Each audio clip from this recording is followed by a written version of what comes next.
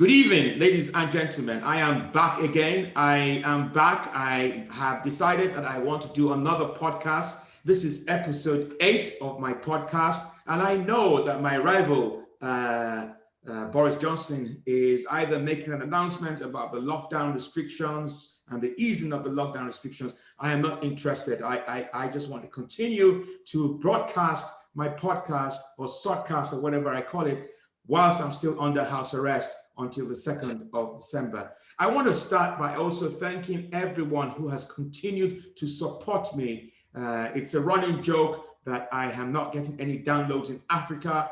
I think that's African racism. That's what I think it is. But I'm getting lots of downloads across Europe, the United States, and everywhere else. So it's fantastic, really fantastic. And I am looking forward to introducing you to my next guest. He is a fantastic comic. I met you. I'll tell you what happened. I went to Edinburgh Fringe in 2019, which was last year. And obviously, because of what happened in terms of the attempted coup between BBC Studios and E4, my profile was raised and a lot of people wanted to talk to me. And I remember on the streets of Edinburgh, I was just walking and I just saw this person who out of the blue just introduced himself, and he was so brave. He went past my security people. I just couldn't believe it. I don't know how he breached security. And all of a sudden, I saw this camera on my face. Oh, Mr. President, would you like to be filmed for an interview? And I was taken aback. I saw him, and I saw this beautiful woman, because I was looking for my 6th wife as well. And he had someone called Gabby, who was next to her. So he did his job very well. He knows I love women. And so that was the way he caught my attention. We had a very good discussion, and we've kept in touch ever since, just like it is in Edinburgh. I've done some of his gigs. I did his Zoom gay comedy night, probably about I can't remember how long ago. A few weeks back. But please, whatever you do, don't tell Mugabe that I did a gay comedy night. Yeah, I don't go to church. Yeah, I go to church and all that, but he's all right. But so I'm going to introduce you to Lucien Jack. Some people call him Lulu, some call him Lucien Jack. I want to introduce you to someone who I greatly respect. And we've been talking behind the scenes about projects that we need to do during the lockdown. We've been talking about sitcom projects. And just before this started, I had another idea and I shared it with him, but I can't say anything. I'm not supposed to say anything. My people have said I say too much about my projects. Don't say anything so they don't nick it off you. They don't steal it off you. But hello, the title of this. The title of this podcast is called If Comedians Rule the World. So those of you who've been listening, you understand that the comedians get a chance to speak on a subject that they are very comfortable talking about. And that's what we are going to do. So Lucien Jack, how are you? I'm doing very, very well. Lovely to go and see you again, my president.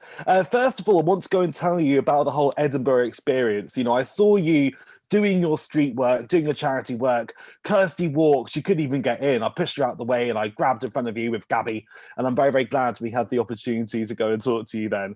And Kirsty walk, I don't care about her, you know. I'm a better journalist. Thank you. And what's really interesting is the production was fantastic. It felt like at one point I thought I could use it to forgive BBC and E4 Studios, because that's one of the reasons why I granted that interview. I thought you were from the BBC, so I was quite disappointed when I found out that wasn't the case. But it was just YouTube, yes, not on BBC yet. Yeah. No. And how many views did we get on YouTube? It wasn't the most viewed video, but as you know, when it comes to comedy, it's not about the amount of views; it's the amount of hate comments that really, really matter. And we got so we should have done a very hateful. Maybe we should do a very hateful podcast. That's what we will do. We should. Maybe that will get us a lot of downloads and views. So how have you been? If it's hateful, it's my branding. So yeah. How have you been? How have you been coping with the lockdown? This is the 2nd lockdown now by Obonjo, and I understand my people tell me that he has decided that he's going to ease the lockdown, but there is a tier system that I don't seem to understand, a 3-tier system. But how have you been anyway? How have you been? Well, first of all, about the whole tier system, how is it working in the Laughter Republic? Do you know anything about what's going on there? There is no tier system. We have been on lockdown since the country was created. We don't, look, we don't need, we need to be very, very specific to our citizens. There is nothing like a tier system. You people behave as if in order for you to have a lockdown, it's like you're almost voting. You have to vote whether you want lockdown or not, or whether you want a tier system. We don't believe, as you know, we don't believe in democracy. We want to kill democracy. Why should and look at the states of America and look at the state of the United States. You can tell that these democracies are a virus and it's not working. So we don't have a tier system. And I'm really fascinated to see how this new arrangement is going to work. But apart from that, how have you been? How have you been coping? Because I know you have a creative mind, you're a creative soul, and creative people are restless. How have you been coping? How have you keeping yourself busy? Well, I'm going to be very serious for at least 10 seconds of this podcast. I've just tried to make sure, I have a really, really good daily routine. So I make sure I wake up really, really early as a comedian and writer. So I wake up around 1 o'clock in the afternoon. And I just make sure I go to bed at a really, really sensible time, which is around 5 a.m. These things I think are very, very important. I'm reducing the amount of alcohol I drink. I'm down to around 4 pints of beer a night. I'm trying to eat really, really well. I'm up to at least around 2 vegetables a day. I won't say where I put them. So these are the things I'm really trying to make sure, healthy body, healthy mind. These are the things that are very, very important for me during lockdown. Okay, if I've heard you correctly, unless my listening skills are that poor, you said you are now on 4 pints a night? 4 pints of beer a night, yes, which is really, really good, I know. Yeah. So before the lockdown, what were you drinking? How many? I was drinking around, so I was doing the whole William Hague technique. I was doing around 10 pints a night of vodka. Yeah, and pretty good. And you're still alive? No, I'm actually a ghost. I'm actually with Robert Mugabe right now. He says hi, by the way. Yeah, he misses you. So he's doing a little heart. You're a dead voter, huh? I'm a dead voter, yes. Yeah, if I was in America, I would be voting for the Democrats. Okay, so have you been doing lots of gigs? Have you been performing at all online, or just not wanting to do any Zoom gigs? In all honesty, I haven't. I've only done 2 Zoom gigs since March. I think I don't know about for you, but for me, I need to have an audience. I need to be in a theatre. I need to be on a stage, and performing to a digital camera, doing stand-up comedy. I just don't feel comfortable. I know it's the main solution we've had, but I don't really feel comfortable doing it. But what I have been doing, I have been hosting comedy nights, as I know, as you know, because you have performed with us. I've been doing it every single Wednesday. It's called the Big Gay Comedy Show, and we do it for Wandsworth Oasis, which is an amazing HIV and AIDS charity who help those living with HIV and AIDS in South London. So I've been hosting, I've been doing improv, all those things, but performing stand-up, no, I've not been doing it, unfortunately. And you've been, you had the opportunity to raise enough funds for the charity? Are you trying to get some of the funds? No, not really. You know, that is stereotyping. I might even be able to. It would be stereotyping. I might be able to contribute. So far, you're able to accept my Laughter Republic currency. I might be able to make some donations to the charity. I know. Actually, you did offer us 100 billion laughter dollars, yes. Which actually constitutes around £2.50, right? We're about £1.50. But £1.50. I do apologise. But I hate to swear, but we know that because of Brexit and COVID, the pound is shit right now. It's really shit in terms of the value. It is it. I know, awful. So, so you've been involved in. Have you been writing much, or what are your plans for the future? I mean, it's really interesting. You talk about not wanting to do Zoom gigs. But I genuinely believe that the comedy game is so different now compared to what it was before lockdown. And it feels like, how would I best describe it? Like the comedy industry feels like a war zone at the moment, where there's so many bomb sites and it's devastated. And it's going to take some time for it to get back to what it used to be, if it ever gets back to what it used to be. So isn't it Yeah. important that comedians find other skills to create content? Yeah, other skills also like working in cybersecurity. I heard that's a very, very good option that we do have. Yeah. In my opinion, I think, we are heading towards a new media sort of comedy and performing where, because you have the social media apps such as, Instagram and Facebook and TikTok and YouTube, you can create comedy material using these platforms, which of course is a great thing. The only issue which I have as a performer, and I don't want to go and step on your toes here because I know it's a personal issue you have had in the past. People are relying less on the ground roots sort of comedy and new comics. They're relying on what's already out there from the big professionals who have all the marketing and funding and budgets behind them on platforms such as Netflix and all the main broadcast channels in the world. So therefore, when you have these online gigs, I think people will think, why should I go and see a lineup of 10 comedians doing an open mic when I could be watching James Acaster live on Netflix? So I think, as a community, we have to make sure, we have to all start somewhere, but we have to go and support these smaller events. And I think as organisers, as hosts, as promoters, when we put on these events, we have to make sure there is a familiarity between the shows. There's something which is different. The fact that people can comment and have their comments posted. These are the things I think we have to really try and keep an eye on. So are you saying to me indirectly that people will rather see Acaster rather than see me? Well, if they're in Africa, I heard there are bigger Acaster fans than yours. I just wanted to go and add as well, I heard that, I can't believe Northern Africa has downloaded your podcast, which is so funny because before this I actually went on the iTunes chart for Laughter Republic. You're still #1. Weird, right? But it is, all jokes aside, I think, people will obviously concentrate on the bigger names which have the bigger marketing and production values, which again, I fully understand. But as an industry, we have to try and fight back and try and personalize the events we do so people come and watch us rather than a Netflix. You are making me feel worse. So you are basically saying to me that Acaster has a higher profile than me. That is what you are saying to me. A president of a great nation cannot get a production company, cannot get the marketing, cannot. That is what you are actually saying to me. Has Acaster invited you to his podcast?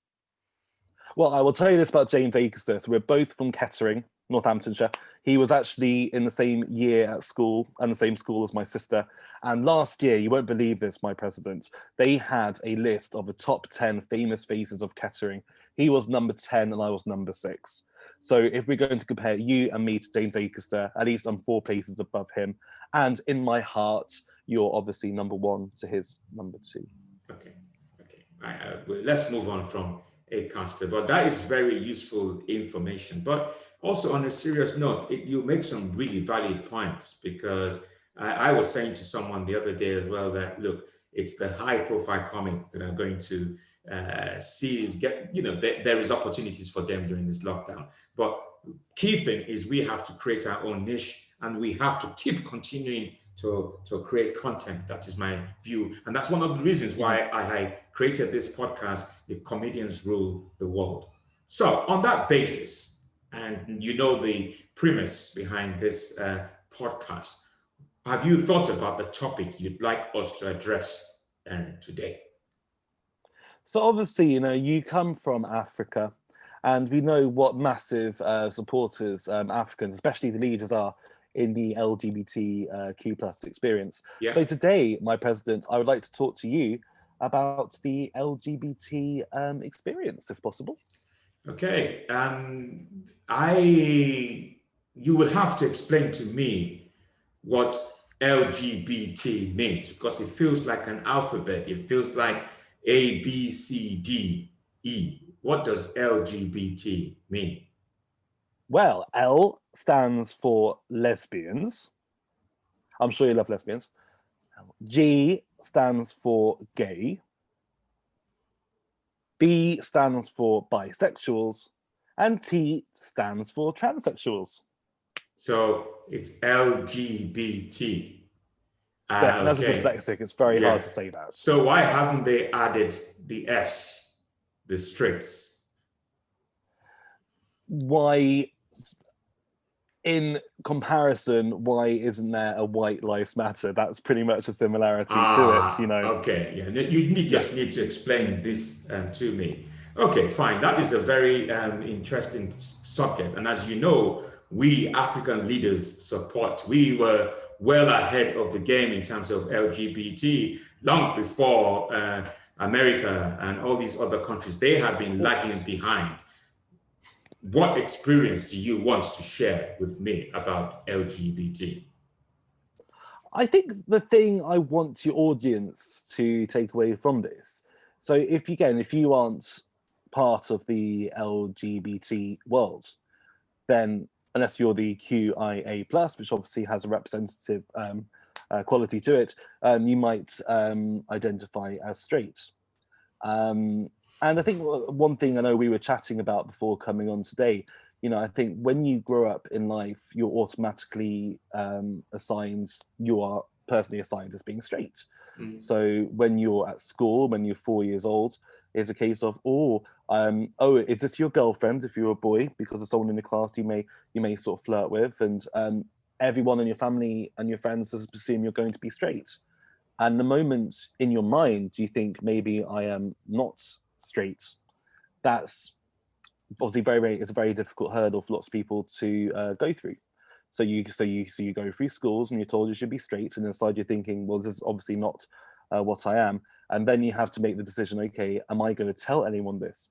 And of course, 99% of people do not tell this because we are automatically meant to go and be straight. And then you start going through body changes, and then your hormones start raging up.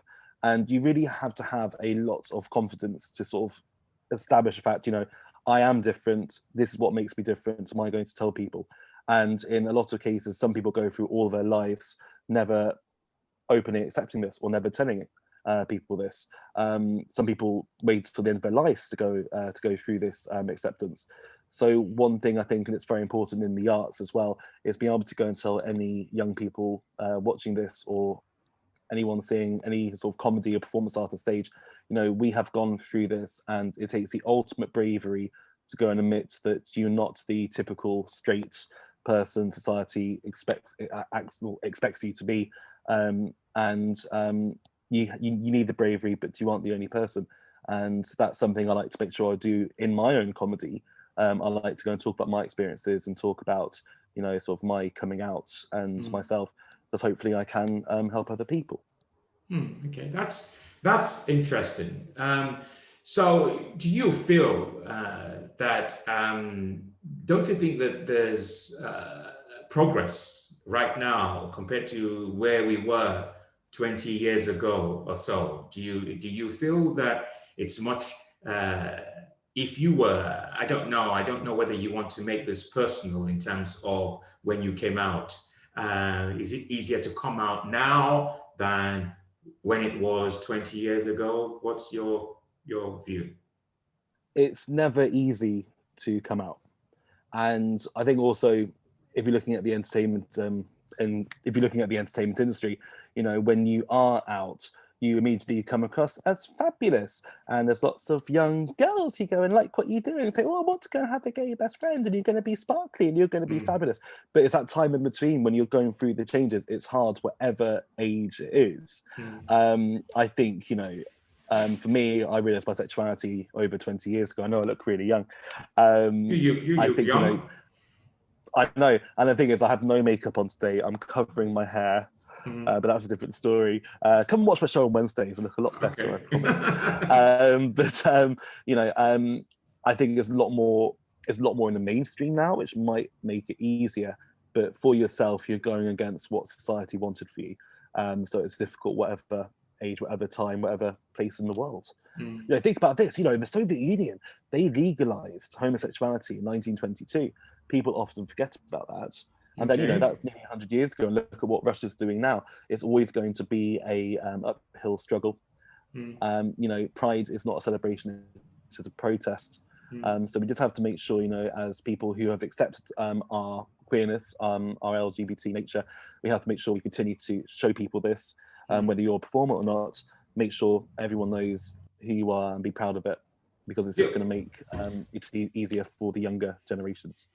So if you look at several other sectors compared to the entertainment industry, wouldn't you say that certainly I have been performing across the United Kingdom, and I have to say that I have met several gay and lesbian comics, and before I came into the comedy community, my interaction with gay and lesbian people was obviously limited, and it wasn't done intentionally, just that was the way it was. But it's been a great exposure to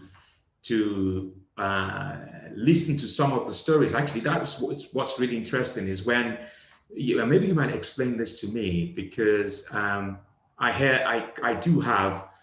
know I've seen comics who go on stage and they talk about their sexuality and they make it funny. Some make it really, really funny, and some are not so funny. I'm not going to mention names. But that's been an education when you hear some of it, because I know as a comic, when I hear these things, I know audiences are thinking, oh, is this really real or not real? But I know that it's real, or some of it is exaggerated. So it's been an education for me in terms of some of the challenges that the LGBT community has experienced. But I have never understood why that is, how would I put it? A main subject for discussion on stage. It's almost like you saying, oh, you're a black comic, why should you talk about being black? Do you understand what I'm saying? Even though all black people's experiences are different, depending on where they are, where they live, how they were brought up. And I'm sure it's the same for gay people and lesbian people as well. So I don't know whether you can put that into context in terms of, certainly I think the entertainment industry is more acceptable to LGBT compared to other sectors that I have worked in. First of all, I'm going to rearrange myself because I'm actually sitting on my bed. Oh, in front of me. I thought you were listen, my president. Oh yeah, I'm actually Terry Waits. Do you recognise me? No, I'm lying on my bed, crossing my legs, and I have a memory foam mattress, and my legs just gone to sleep. So now I'm going to sit back, relax, and hold up my laptop and talk. Better lighting as well, which obviously makes a massive, massive difference. But I'm not a journalist, but I would be a very good journalist if I could go and channel my inner Terry Waits. But no, from back what you have just said, as comedians, you get the biggest laugh. First of all, when you're your authentic self, and number two, when you can relate the most personal parts of yourself and your upbringing or anything that really sort of has been traumatic or different for you, and you share it with an audience. That's what, at least for me, I get the best reaction as a comic. So these are the things I write about in answer to your question. So talking about my experiences growing up, talking about my awakening, talking about things I've gone through, these are the things audiences can, I guess, relate to me best on. So that's why I do it, but also as well, I think it's my place as well. In my comedy, I don't just talk about being gay, I talk about a plethora of many other topics, but it's something I will always talk about because it's something which sets me apart, and it's what my unique experiences, I guess, will be more of an enjoyment to the audience. Have you ever been to Africa? I have been to Northern Africa. Okay. I have. Yes, I've been to I've been to Morocco, been to Tunisia, and I've been to Egypt. Okay. And when you went to those places, were you comfortable being in those areas? Because of obviously some of the views of Africans in terms of homosexuality. Yeah, well, I haven't been to those places since I've come out to myself. Okay. Interestingly, but thing is, I will say one thing. So I have spent a lot of my time in Russia. Okay. I actually did Russian at university. I lived over in Russia. And the funny thing is, if you're a little bit effeminate, if you're a little bit different, they don't sort of understand it. What, at least in my experience, it's like, hello, where is your wife? And it's like, I don't have a wife. And it's like, you're 24 years old, you must have wife. And it's like, You I do don't have very a good wife. accent. And they just don't understand how you couldn't. Спасибо большое. Saying it in Russian so you can pay your translators lots of money for when you transcribe this, Yeah. sticking up for the economy and the linguists. So they don't really understand what gay means. That's what I found it to be like in Russia. Maybe it's the same in Africa. I don't know. Well, I know for a fact that they have obviously an LGBT community in Africa, in all these places, but definitely on a serious note, it's not accepted the way it's accepted in the West. And we know that quite a number of African presidents have in Uganda, for example, if you're found, you're killed. So there's nothing like gay marriage. And I remember Mugabe, who basically said to Obama at the time that Obama passed the law for gay marriage in America, and he was basically saying, I can't remember how he said it, but whether Obama would want to marry him, that sort of thing. So the reason I asked about Africa, obviously, is the fact that I didn't realize that you hadn't come out when you went to Africa. But if you had the opportunity to go now to Africa, would you go, and would you feel comfortable going to places that don't necessarily accept gay people? Well, first of all, I don't want to sound too bougie here. If I were to go back to Africa, I'd probably go to a nice resort that need to have the lovely Westerners' money. And I'm sure walking around hand in hand with my boyfriend at the Hilton Sharm el Sheikh would be no issue at all.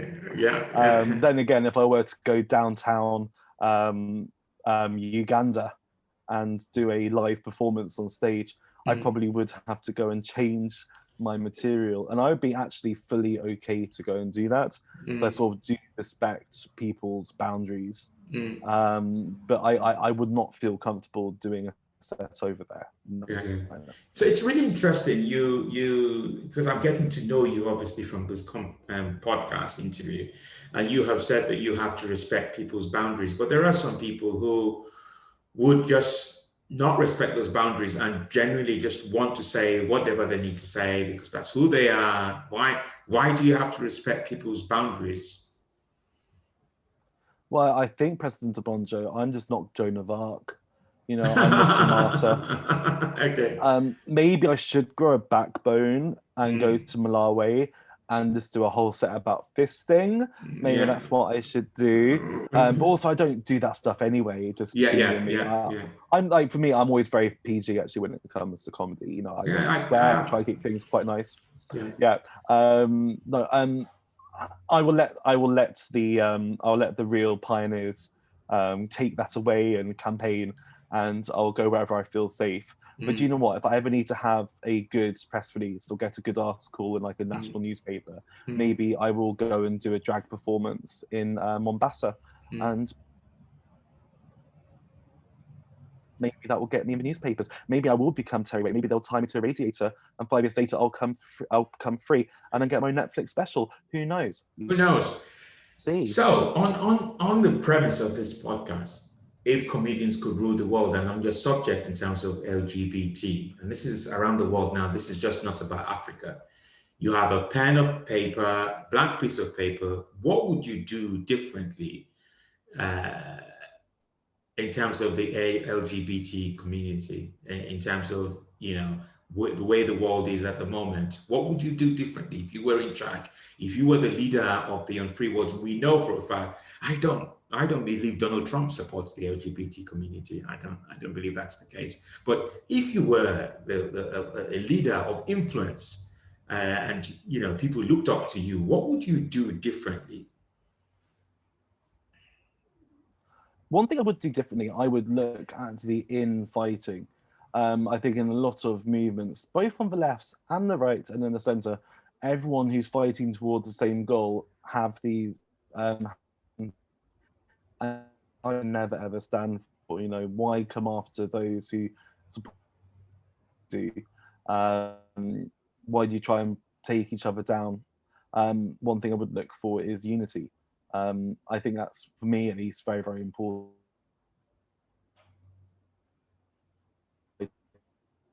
You're breaking up. Okay, it's broken up.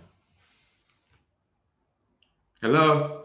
Shouldn't we? Hello? And so make some something. I've gone off, have I? Yes, you have. You've gone off. You've gone off. Oh no! You're frozen. In my room. Yeah, you're frozen big Hello, time. I think it's me.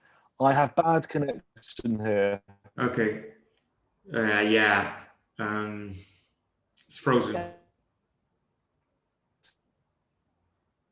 Hello?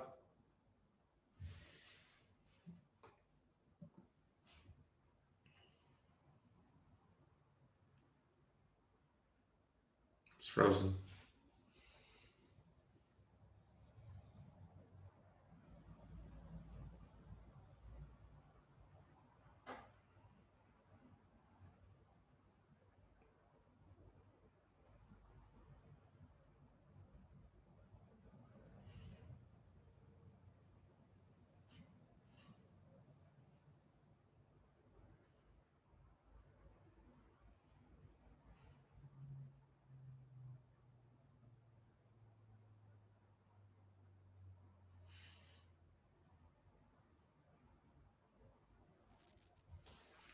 Hello. I'm Hello. on a hotspot. Hopefully, this is better.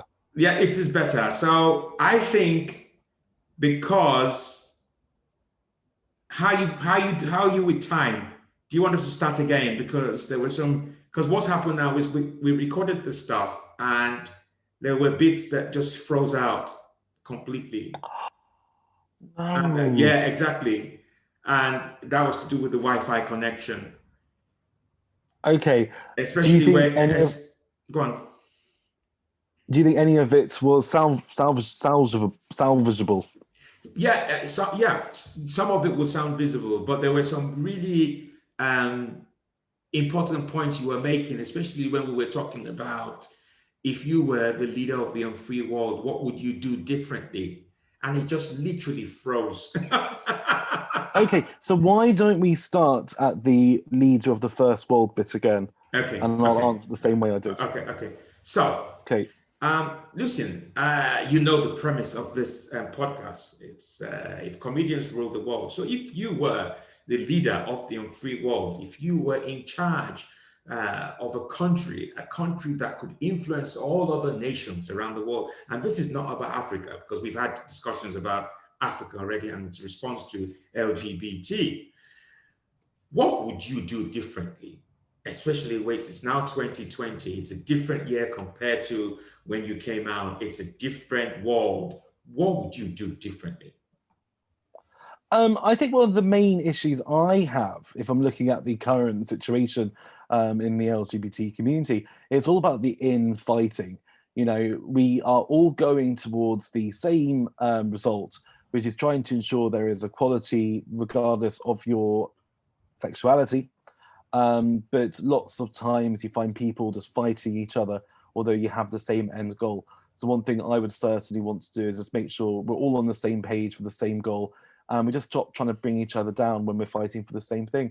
You see this a lot in the entertainment industry. You see a lot between comedians. You see a lot also between the drag community, who I work with a lot. Bringing each other down. No, we need to all support each other. That's what I would do if I were president. So it's interesting. So what you are saying to me, if I've heard you correctly, is that there is not a unified community. It's not. It's almost like there's a. You mentioned previously. You mentioned the left and the right. So for me to understand this, are you saying that just the way society is at the moment? Because I genuinely believe that if we just take the United Kingdom as an example, there's a lot of division. When you look at Brexit, for example, you've got the left and the right wing. Everything seems to be left wing, right wing. Is that the way the community also exists? Are you saying there's no unity at all and there's division? What's caused the division? Because Well, it's not really left and right wing in that sense. Of course, you're always going to have people who are left wing and right wing in any sort of movement. It's just people like to go and bring each other down. They like to go and find flaws in people who are fighting for the same thing. I don't want to give examples now because it would just be very counterproductive, really. Yeah, yes, yes. Yeah. I'm just surprised by those comments. I genuinely thought for a community that has faced discrimination, that's fought for rights, that there will be more unity in moving things. That's what I would have thought. I think when you have common problems, you should unify the community rather than. But I understand that you might not want to go into the details of it all, but it's just for me to understand that is really taking me by surprise. I'll give you one example. So have you heard of RuPaul's Drag Race? Yes. Okay, so there was a UK series one which came out last year, and there was a contestant on it called the Vivian, who Okay. ended up winning the show. Sorry for all the spoilers out there. And what the Vivian did, she appeared with bag of chips on the big comedy quiz on Channel 4, which they do every single year. What was it called? The big end of year quiz with Jimmy Carr. Okay. Anyway, they were doing that show, and they were special guests, and they had a segment teaching these comedians and TV personalities drag queen terms. And one of the terms which the Vivian taught the Channel 4 audience was fishy, which in drag terms means to look very feminine. So if you're a drag queen and you say that drag queen is fishy, it means number one, that she looks like a real woman, but number two, she looks fishy because of a feminine smell which certain women can produce. And after this came on primetime Channel 4, all the LGBT activists immediately pounced on the Vivian, saying, how dare you go and say this? Not all women are fishy. In the same sense, if you're looking at the trans term, not all women have vaginas. But it's like, no, they had a primetime, on the primetime television program, there was a drag queen. And I think that's a great thing to go and celebrate. But everyone was sending the Vivian even death threats. And there's still little things like that. You know, she's representing us. You could do it in a lot more concrete way rather than giving a death threat to a drag queen. That's the sort of thing I'm talking about. There's so many different examples. Yeah. Got you. Boring, isn't it? It's But don't use the term fishy though. We don't like the term fishy. We shouldn't use it. But do not send death threats. That's ridiculous. Yes, and yeah, it's just very melodramatic. So, what are your plans for the future? What are you planning for the future? What are your plans in my near future? In terms of your creativity? Well, in my near future, my plan is to have at least 2 more pints before I go to sleep. Okay. Of vodka, as you know. My plans as a performer. So obviously, it's making sure we do go back into live performances. Just to add, I had a great opportunity to do a lot of shows between lockdown 1 and lockdown 2. Yeah. I got to debut my show Slags at Brighton Fringe last month, which was lots and lots of fun. So moving forward, I want to take Slags to more venues. I'm hoping to go and do Leicester Comedy Festival in February. So to take Slags further afield than just the southeast of England. I am working on a couple of sitcoms at the moment, which, as we know, we cannot possibly reveal out loud. But currently the development's been going on for a while. It's going really, really well. I'm very excited about it. Excellent. Dropping my laptop. Hello. So yes, it's my show and my sitcom. I haven't decided to do a podcast yet, but maybe that's something I can do. I have to copy. You actually inspire me, my president. You inspire me. Oh, thank you so much. I think there are other people that can inspire you. You have a hat on. I would just say that whatever you want to do, just do it. Just because no one else can drive your ambition or drive what you want to do, and you will make mistakes along the way, and it's okay to make mistakes. But I'm quite pleased that I'm doing this. So if I heard you correctly, you said you did a show called Slags. Yes. What does Slags mean?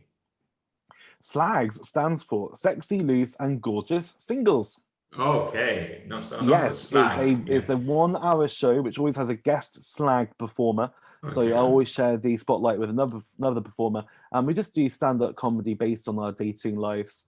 So lots of stories about how we have personally become sexy, loose, and gorgeous singles. So we have a stand-up element, and we also have audience participation. So we have games, we have game show parodies.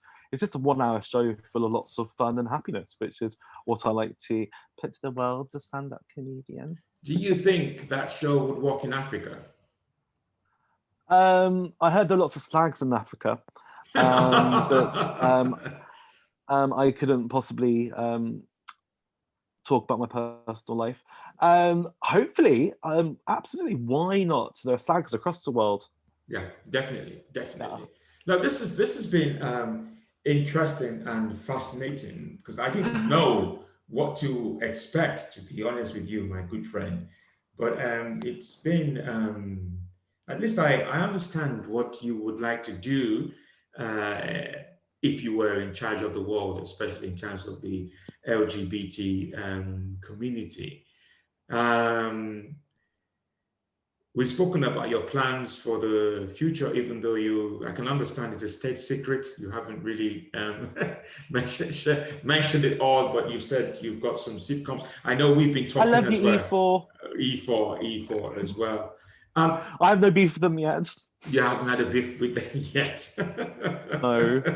Well, I hope Although you they do don't. have my proposal. I Yeah, hope. carry on. Well, I hope. Well, I hope you don't go through what I went through last year. I don't wish it on my Do you know what, enemy. President? If E4 employ a show about a gay blonde comedian, I'm going to go absolutely mental. I'm going to get on Chortle. I'm going to get on Daily Mirror. You wait and see. My gloves are going to come off. The problem is that there's so many gay blondes, aren't they? So why would you? Which is what they were saying at the time. They said, "Oh, but you can't keep the monopoly of an African dictator. There are several other Thank you African." very much for explaining my joke. Carry on.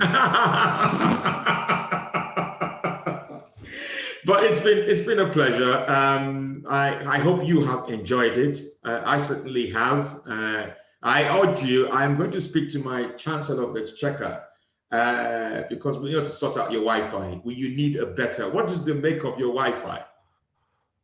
I think it's actually from the Laughter Republic. Actually, Come on, get out of here, Laughter Republic. We would do Wi-Fi that makes you freeze. No way. It does make you freeze. It's very, very cold. It's very, very cold. I don't know. Actually, we actually, in all honest truth, we do have a new Wi-Fi provider. But I'm doing this today in my bedroom, which does have famously very bad connection. Yeah. So if you go and check my OnlyFans, you'll see sometimes a little bit jittery, but it's either the really bad Wi-Fi connection or just my coldness. Sorry, what are you doing on OnlyFans? Is that a comedy site? I don't really have OnlyFans, but I do support people who do it. It's a social media platform. If you want to go and do pay-per-view performances, which have no limits. So my understanding is that there are comedians on that site. Yes, absolutely. If you want to do OnlyFans, the people you have to go and check out are the Cock Destroyers. Have you heard of the Cock Destroyers? Is that a comedy show? So what it is, so there are these two women called Rebecca Moore and the other one who's Sophie Anderson, that is it. And they started off doing full-on porn, but then the gay community fell in love with them because they do lots of parodies in their pornos. And now they've just become these massive gay icons who now do full-on comedy as well as porn. So if you go to the OnlyFans, I do not subscribe to them. I do not have OnlyFans personally. I am writing it down. So it's I am OnlyFans. So OnlyFans, the Cock Destroyers. The Cock Destroyers. So look up the Cock Destroyers. And what they do pornography and they do comedy. And okay, so I am only interested in the comedy. So do they separate? If I go to their website or to go to their page, the Cock Destroyers, does it separate the porn from the comedy? They do. So if you go to the Twitter, you'll see both of them, but usually they have to have certain filters on their Twitter, so you'll just concentrate on the comedy side of things. Okay, good. Well, but they're hilarious, and ironically, apparently, 95% of their audience are gay men, although they are two cis women, born women. Okay. Yeah, and their audience are many gay men for their comedy. Wow, yeah. that is a different world entirely. The Cock Destroyers. I shall even tweet about it. Destroyers. Cock or hawk? Oh, you should. They would love you. What was it called? Is it cock or hawk? COCK. Oh, okay. Cock Destroyers. Okay, I will check them out. I have been looking for something I could watch later on, but I will focus on the comedy rather than the porn side of it. It's really interesting. Two women, and they've been able to, so great. They're hilarious. And YouTube as well. Yeah. Oh, they're on YouTube as well. Oh, okay. Yes. I will check. The thing you will love. Okay, I have a really good idea before you go. You have to go and talk to the Cock Destroyers. Do you know Kat, Pussycat Bangkok? No. She's a very, very good comedian. I'll give you her number. She has the number of one of the Cock Destroyers, personal number. And what they do interviews with certain political leaders. So Are you like serious? one of them does, yeah, they do one with Donald Trump, but obviously it's like, it's not actually Donald Trump. They just take the sound bites. Go on YouTube, look up Cock Destroyers Donald Trump. It's hilarious. Maybe they have to do an interview with you. But yeah, I'll introduce you to Kat. You can get you in touch with Sophie. You can then we will sort this out. Yes, let's make this happen. And I'll probably be the first African president on OnlyFans. Who knows? I'm not sure about that. I heard Winnie Mandela's actually doing it. Winnie Mandela's dead. Yeah, R.I.P. Is she dead? I don't know. Yeah, she did. I just couldn't think of another African leader. Zuma's doing it. There we go. Yeah, Zuma is on it. Okay, so OnlyFans Cock Destroyers. Okay, if you don't mind putting me through to Kat, I would love to have an interview, and maybe we could do vice versa. They do an interview with me, I do a podcast with them. Who knows? That could work. We'll see what we can do. I have no control on this at all. I'm just a fan. Yeah. Only fan. Yeah, but you can make a recommendation. I like that. So yeah. Look, you take care of yourself. I own 20% of this collaboration. Yeah. You take care of yourself. Be good. We got there eventually. You've educated me on the LGBT community. You've given me information about OnlyFans, the Cock Destroyers. I don't know why I keep saying it all the time, but yes, that's fantastic. And you'll put me in touch with them so that we can have some kind of collaborative work. Look, you have been fantastic. Thank you so much, Lucien. Have a good evening. Thank you so much for having me. I hope you enjoyed it. And of course, if you want to go and learn more about me, make sure you go to my social media, which all across the platforms, including OnlyFans, is at Laughs with Lulu. So you're on Instagram, you're on Facebook, you're on TikTok, you're on... Yes. Twitter. Twitch. Yes, I'm on all of them. Twitch. I'm not on Twitch, no. I'm too old for Twitch. You're too old for Twitch. Okay. So, folks, I hope you have enjoyed this. It's another very interesting subject. I would like to think that this particular episode will be downloaded by the LGBT community in Africa. That is my challenge. Yeah, that's what I will do. So listen, you take care of yourself, and I will be in touch with you shortly. I shall be pressurizing you to make sure that interview happens with Cock Destroyers. Thank you so much. Thank you. Bye. Ciao.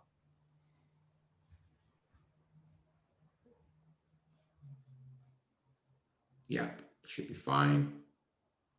Could breathe in now. You can breathe in now. You're right.